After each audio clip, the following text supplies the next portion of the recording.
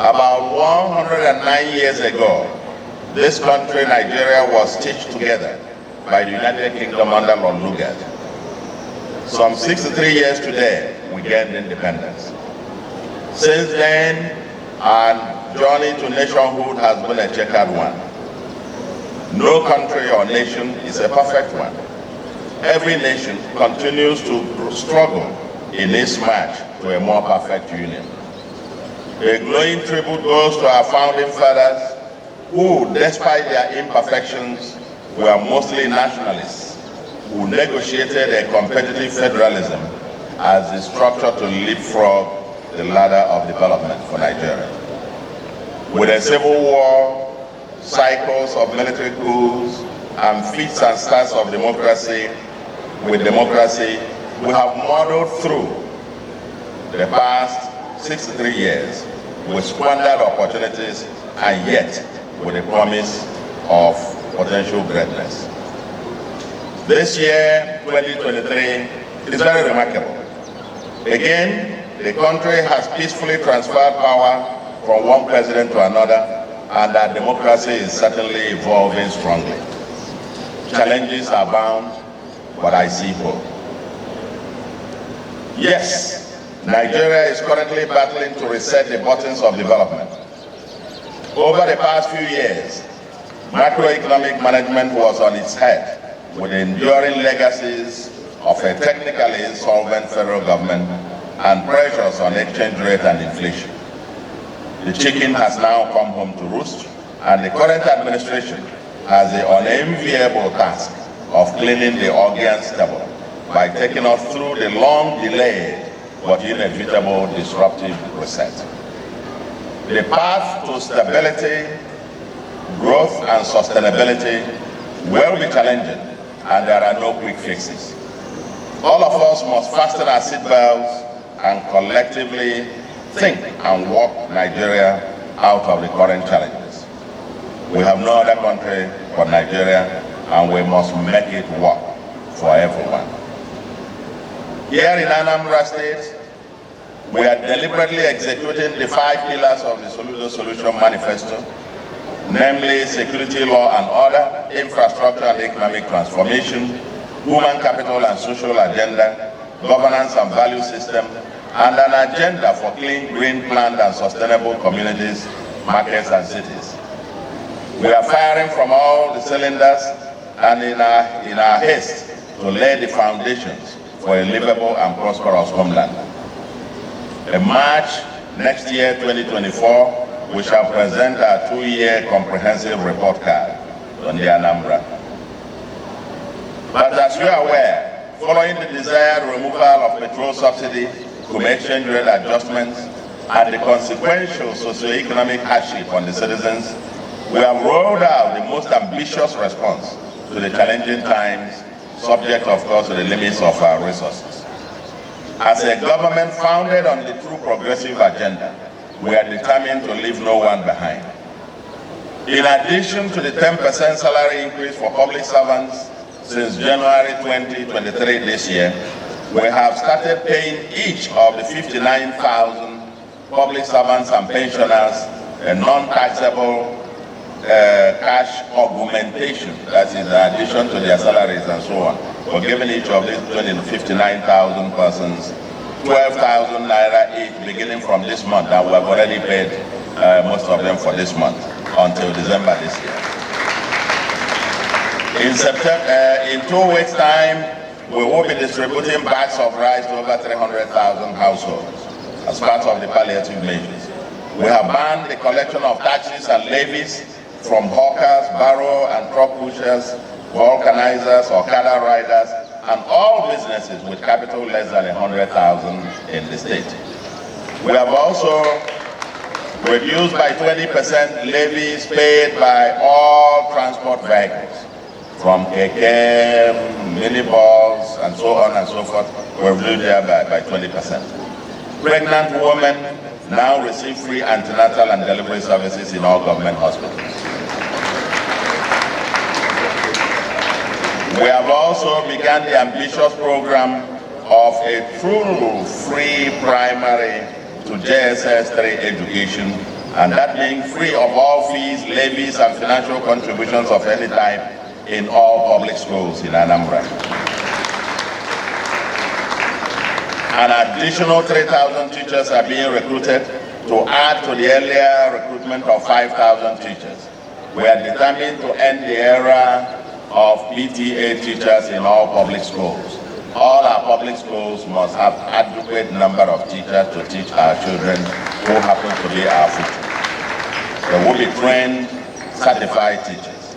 And in due course, we are going to roll out our agenda for the teachers, because the foundation, if you want to know, if you want to predict the future of any society, you look at the quality of teachers and the quality of teaching that goes on in that society, then you can predict how glorious or impervious that future might be.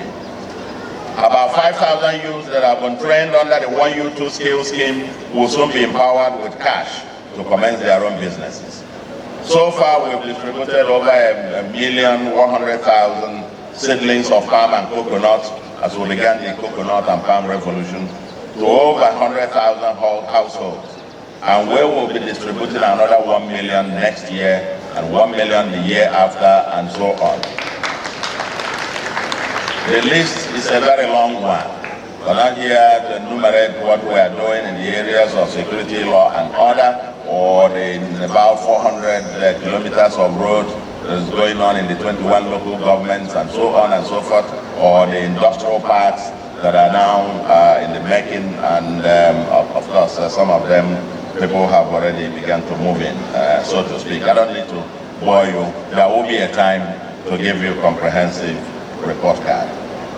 But again, our goal is that we are all in this together, and we will swim out of the challenging times together. I am a die-hard optimist and believer in the potential greatness of Nigeria. I see a more glorious future, provided we all intentionally decide to make it work. Let me at this moment specially commend all our patriotic and hard-working men and women, members of the armed forces, our children and youths, the vulnerable population, captains of industry, traditional rulers and community leaders, and so on and so forth. We pray for the President of Nigeria, Asiwaju Bola Ahmed Tinubu GCFR, and his team at the federal government, members of the National and State Assemblies, the judiciary, and members of the international community. Together, we can make Nigeria great. Today is a day of deep reflection on our journey so far, and to refine our gaze onto the future.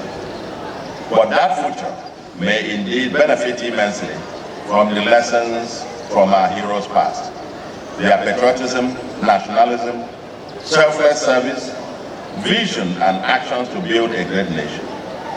Today, I want to especially pay my tributes to all our heroes past. May their labor never be in vain.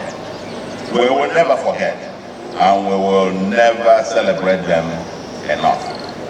Yes, we need to celebrate our heroes past. I am particularly happy that the federal government of Nigeria, as well as various state governments, have tried to immortalize many of our heroes past and present by naming streets, roads, stadia, airports, buildings, university hostels and buildings, universities, libraries and institutions after them, including, for example, the Right Honorable Dr. Anambra, Tafawa Balewa, Bafemi Awolowo, Ahmadu Bello, Dr. Michael Okpara, Aminu Kano, A.O. Mbadiwe, Moshood Abiola, Murtala Mohammed, Akwetu Nwafọ-Orizu, Mary Slessor Akanu-Ibiam, Chukwuemeka Odumegwu Ojukwu, Sam Mbakwe, Alex Ekwueme, Dora Akonyele, Iwenetansi, Jerome Udoji, and the list goes on and on. I'm glad that we have tried to honor them. In the recent past, former Governor Peter Obi renamed the Anambra State University, started by late former Governor Mbadinuju after Chukwuemeka Odumegwu Ojukwu. Former Governor Obiano also renamed the Women Development Center, also built by Dr. Mbadinuju after late Dorak. More recently, the Federal University in Ebonyi has been renamed the Alex Ekwueme Federal University, while the new airport built by the government of the immediate past governor of Ebonyi State, Engineer Dave Umahi, has been renamed Wilberforce Chuba Okadibo Airport, Ebonyi. We appreciate these gestures aimed at keeping a memory of the heroic efforts of these men and women alive. However, it is evident that almost all those honored are persons involved in public service.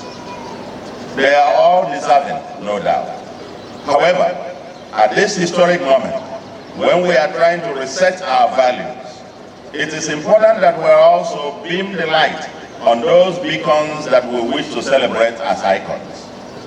A society ultimately mirrors what it celebrates.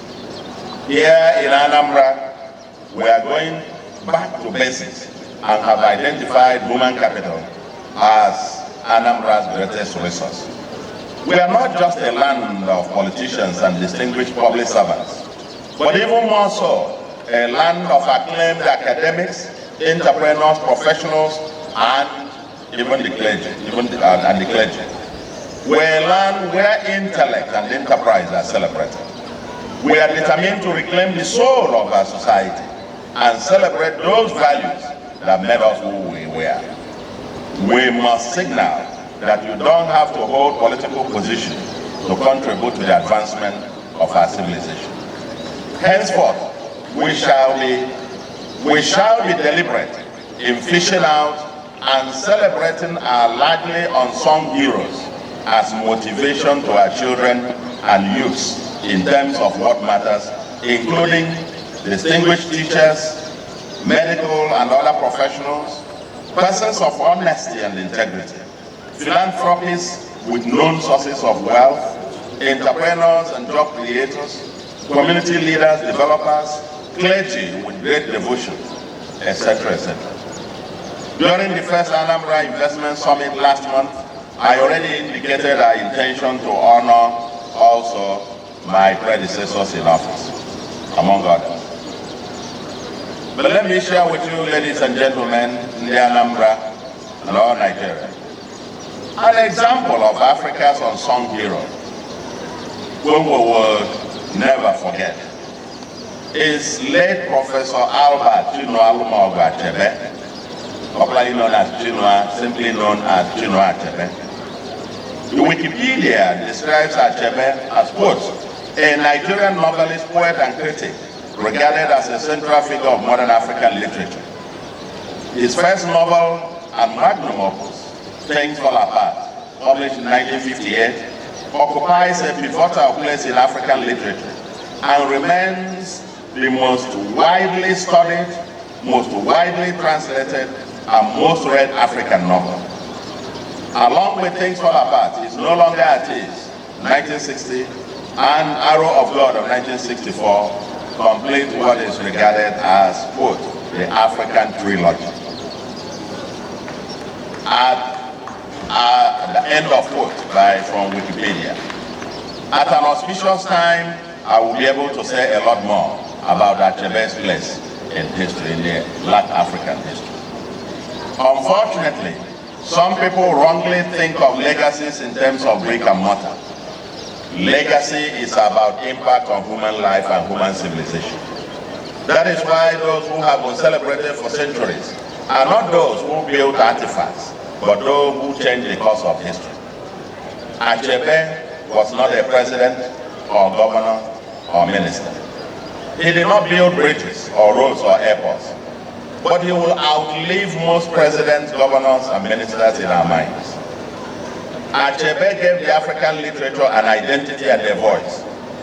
In a way, he rightly reconstructed and refined who we are, and we will never forget. Indeed, he was not just an Anambra hero, nor a Nigerian hero. CHINUA Achebe was an African and global hero, and yet largely unsung at home. Achebe rejected Nigeria's national honors twice in protest against what he perceived as injustice to his home state, Anambra. Today, Anambra will finally honor CHINUA ACHEBE.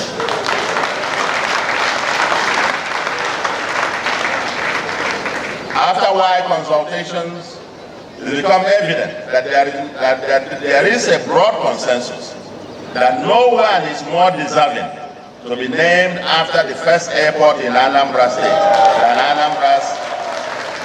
than Anambra's all-time greatest literary gift to the world, CHINUA ACHEBE. We know that with the escalating population of Anambra will probably need 2 more airports in the future. But this first one, consequently, we are committed to rename the Anambra International Cargo and Passenger Airport UMUERI to CHINUA ACHEBE International Airport UMUERI.